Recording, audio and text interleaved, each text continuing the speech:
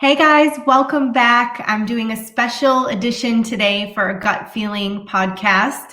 Your Q&A about bloating. Of course, I love to answer all your questions because sometimes you just have these one-off questions that need answers, and it can be hard to find the right answer when there's so much overwhelming information on every single topic. So I'm really just going to dive right in today and get going with these questions because they have awesome, very long-winded answers because you guys know I love to talk. So let's go. Let's dig right in. Question number 1. I get bloated even when I eat healthy. And I honestly love this question because for so many years of my own healing journey, I would get bloated even when I was eating healthy, and I was doing these protocols from Dr. Alexander Younger and Amy Myers, these amazing protocols with very restrictive diets. And I'm thinking, how am I still getting bloated? How am I still having problems? And it actually wasn't until I met an Ayurveda doctor, an ancient Indian medicine type specialist, where I learned more about the digestive process and the brain-gut connection that really helped me to understand why people get bloated even when they eat healthy. So basically, it boils down to 2 things: stress and raw food. Weird combination, right? You would think, like, how are these 2 even related? But when we look at the brain-gut connection, it's basically this. The brain and the gut are directly connected with our vagus nerve, and it sends thousands of neurotransmitters back and forth every day. So if you're not addressing stress or looking at stress when it comes to getting bloated, you're missing a key note of what could be part of your healing. Because if you get stressed out and your sympathetic nervous system kicks in and you get that fight or flight response, digestion shuts down. So of course, if you're eating while you're stressed out and your digestion shuts down, what's going to happen? We're going to get bloated, right? Or we're not going to digest our food. We're going to get stomach pain or feel lethargic, those kind of things when digestion shuts down, when it's not moving. So the first thing to look at when you're getting bloated and you're eating healthy is your stress. But I want to dig into that a little bit more because I can't just say don't stress and then you're like, great, I don't stress anymore and now I'm not bloated. It's a long process of unpeeling the layers of the stress that comes with it. So let's dive in a little bit deeper into stress as it relates to gut health, because it can be a vicious circle. So when I started looking into this and saying, well, I'm getting stressed out, it's igniting my brain-gut connection and it's making me bloated, that in itself would make me more stressed out. So it was a vicious cycle of, like, I'm stressed because of what's happening to me, but I'm also stressed because of regular life. So I had to disconnect them. And the first thing I had to do to disconnect them and to address the stress was to be present. And I want to repeat that because this is very important. The most important thing to do when you're trying to address stress is to be present. Because when we are stressed, we're most likely thinking about the past or dwelling on the past or worried or anxious about the future, something that hasn't even happened yet. When you pull yourself and draw yourself into the present moment, it releases stress from your body. It calms your body. You can focus. You can get the cobwebs out of the brain. So how do we become present when it comes to addressing stress? Well, meditation, breath work, sitting still, which is a really big problem for many people. And I know it feels like I've gone very far away from the answer to this question, where someone might say, well, why are we talking so much about this when I asked about eating healthy and being bloated? Because it's not about what you eat. It's not always about what you eat. Sometimes it's about what you feel and how you're acting and what your body is doing throughout the process of eating food, digesting food. So for those of you that are watching this episode, now, if you didn't know this, All of my podcasts are streamed live via video and put on Empower Radio's YouTube station. So you can search that on YouTube. And then also I download them to my own YouTube station. So you can actually see me and see the movements that I make. So for anyone who is watching, I'm showing you what it looks like to be super stressed. You pull in everything, your shoulders are high, maybe you're grinding your teeth or you're holding your breath, and everything is in and stressed out.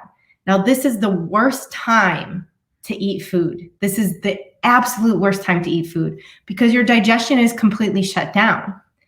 So as we work on our stress response and being present before you go and have a meal, can you relax your shoulders, release your jaw, flutter your eyes a little bit, calm your body and your brain. Maybe put your hands over your food and set an intention that this food will nourish your body.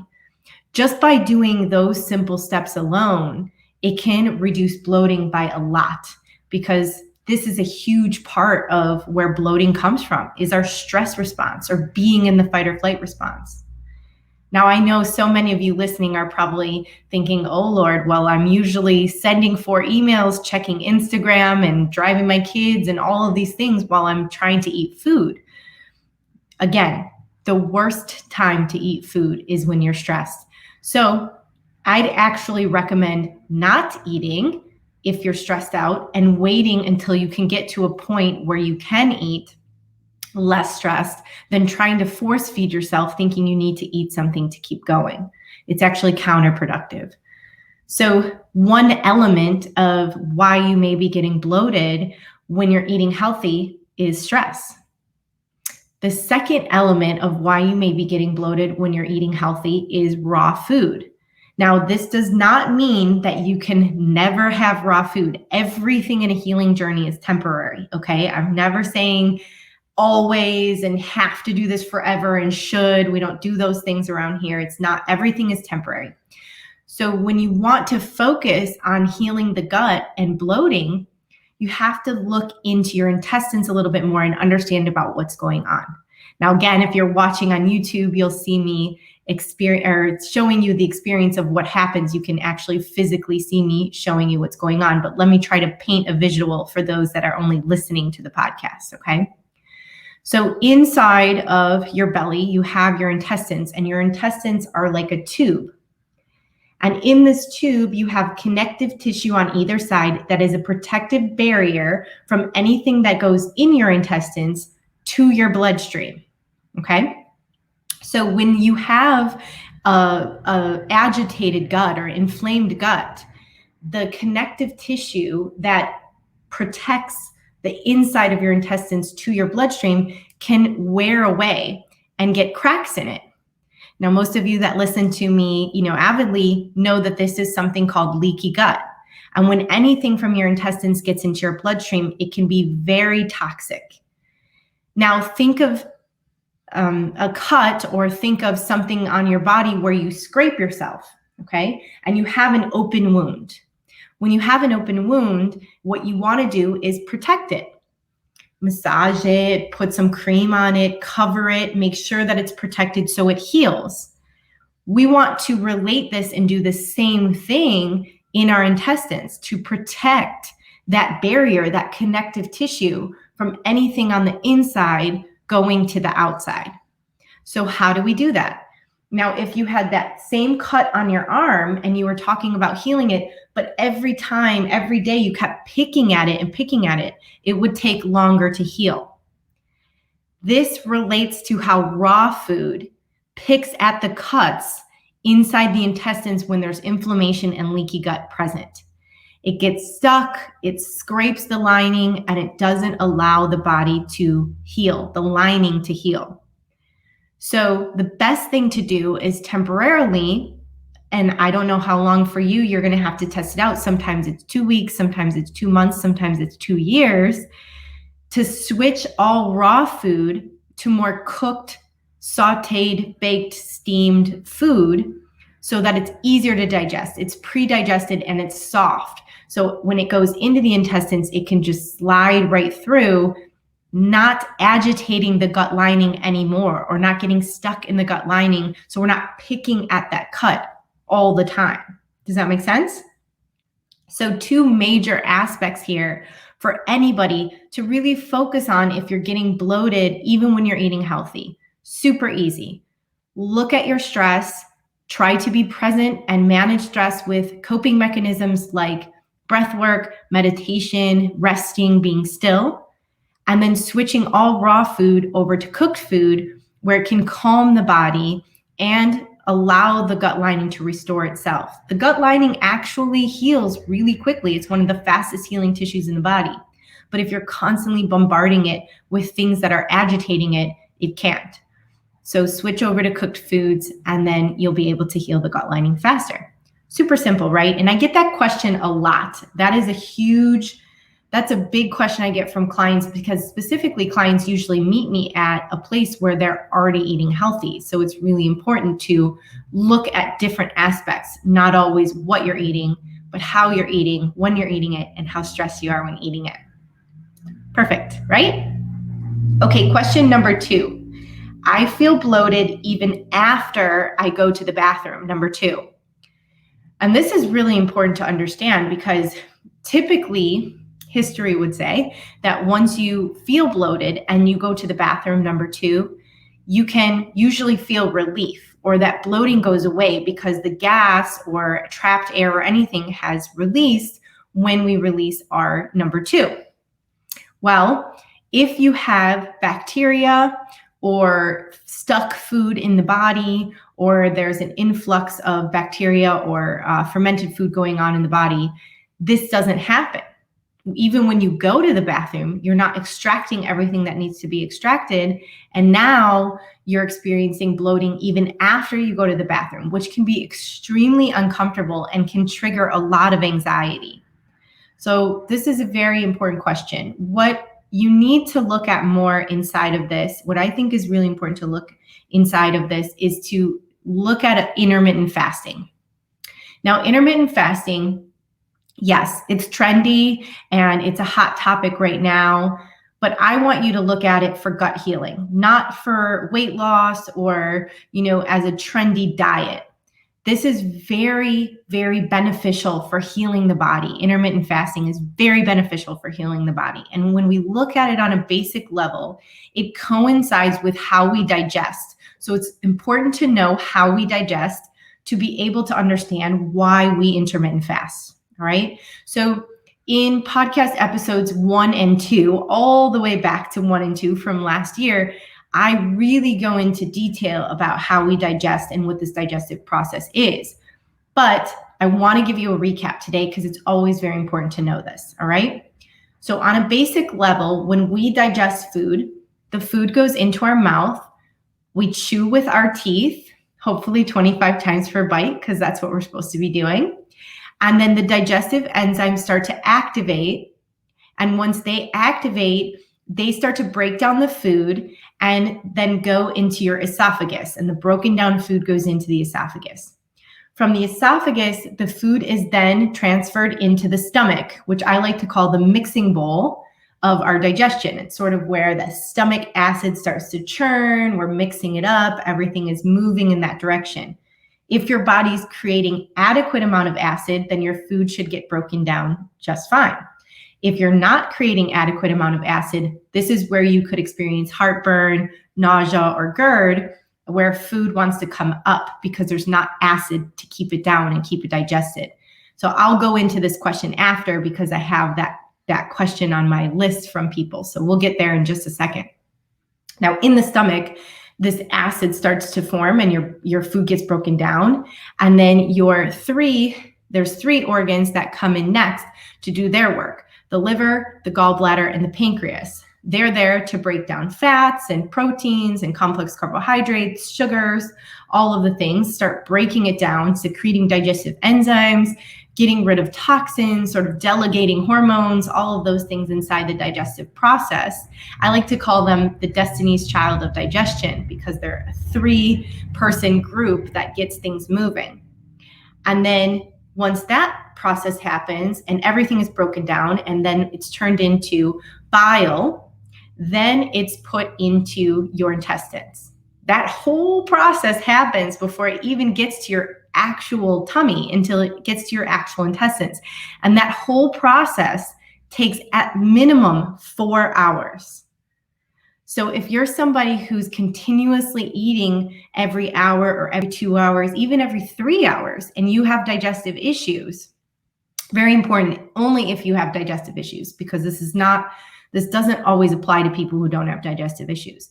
But then you're stacking food on top of food on top of food, and your body doesn't have a chance to finish the digestive process.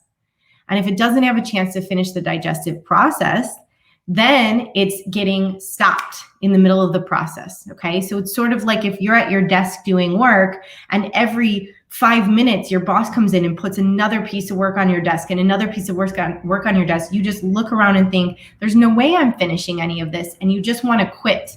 And that's what your digestive system does. It wants to quit, and it will quit. And then you're not digesting your food. Your food is then dumped into bacteria or fat, and then we have problems with bloating. So long story short, we're looping back into why we're intermittent fasting. Now, if that digestive process takes 4 hours, when you are healing your gut, it's good to keep food about 4 hours apart. This is a basic plan of intermittent fasting, giving your body enough time to digest the food in between meals and avoiding snacking in between meals so that it can complete. Furthermore, overnight, you want to have a full process so that the body and the organs have a chance to regenerate. Now, that process needs about 12 hours overnight with uninterrupted digestion. So we're in the rest and digest state. We're in that parasympathetic nervous system where the body is calm and resting and digesting, so it can do what it needs to do to process. Similarly to how we need to sleep at night to regenerate ourselves to have energy for our work the next day, your body needs to do that too. So a minimum of 12 hours overnight is very important for you to have all of your organs regenerate and your digestive process to finish. Now, it can be between 12 and 16 hours. Some people do better with 16, some people do better with 14, some people do better with 12. You just have to see what works best for you, because everything is on a personal level. Bioindividuality is key. We never want to just say, you should do this for 12 hours and then have it not work, because it's not always for every person. So start to test what works good for you. 12 to 16 hours somewhere overnight, 4 hours between meals. And the final element of that is to eat at least 3 hours before bed. If you're not eating 3 hours before bed, you're eating too late when it comes to your food before you sleep. And again, digestive process is going to shut down. That food is going to ferment in your belly and you're going to wake up bloated. So it's going to be really yucky in the morning. It's not going to feel good. You're not going to wake up with that feeling of, flat belly, no bloated. You're going to wake up feeling tired, lethargic. Your body's still trying to digest food since it's shut down all night. So 12 to 16 hours overnight, 4 hours in between meals and avoiding snacking, and then 3 hours before bed, quitting eating. Now, along with that process is obviously chewing your food. And for all of you who've listened to me, you're probably sick of me saying it, but you must chew your food at minimum 15 times per bite. 25 is recommended because this is what breaks it down. So add that in as a secondary element of feeling bloated and needing to reduce the bloat. Okay, so before I mentioned about having low acidity, when we went into the mixing bowl of the stomach, and we talked about that once you chew your food and it goes through the esophagus into the stomach, you create stomach acid to break down food. Now, a lot of people are experiencing, especially over 35, when this starts to depreciate, are experiencing low stomach acidity. So whether they're eating healthy and managing stress and chewing their food, they're still experiencing bloating. And this could be due to low acidity. Low acidity is just something that happens to people, especially with age, where their body doesn't create enough acid to break down food, specifically proteins. So using a lot of these tools and changing a lot of these habits can help to start create your own acid, but it doesn't always happen naturally as easy as we'd like it to when we're changing our diet and nutrition. So this is where supplementation can come in handy. Now, the specific element that comes with creating stomach acid is HCl, or hydrochloric acid.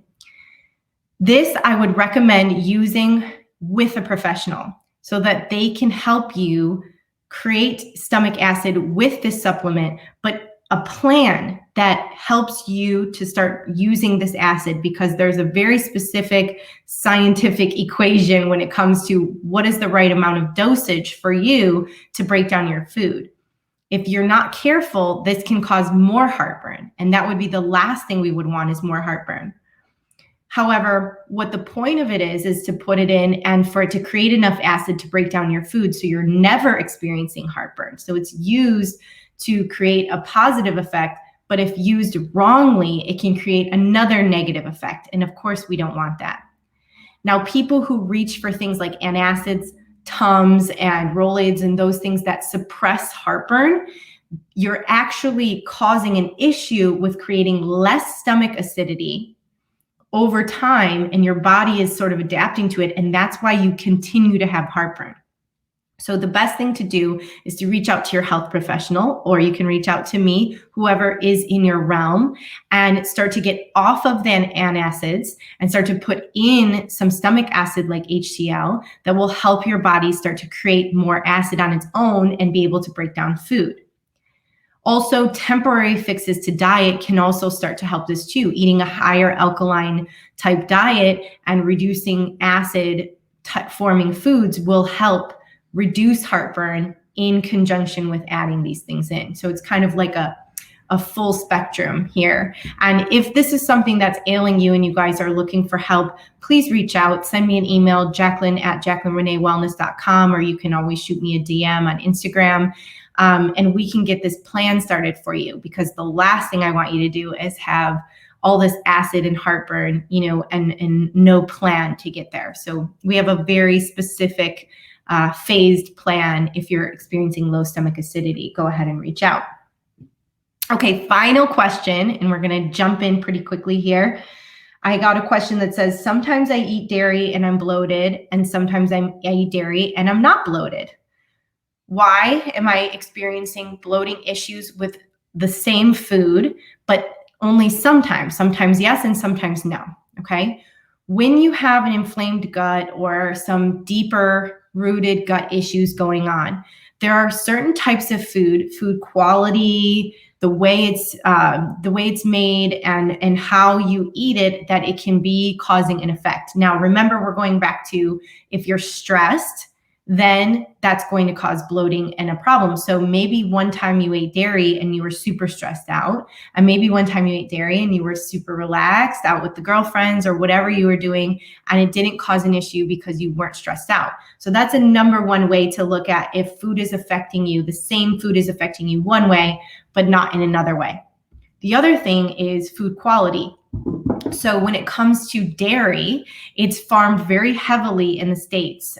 There's a lot of hormones and antibiotics that's added to it. So you really have to look to find specific things inside dairy that are quality. So the first thing is that you want to make sure there's no synthetic growth hormones. And this would look like no RBST, right? So that's a synthetic growth hormone that they're using to keep cows pregnant and to make them fatter and to have mass production. So you're looking for that. The second thing you're looking for is that it's organic, so that we're always using the highest quality.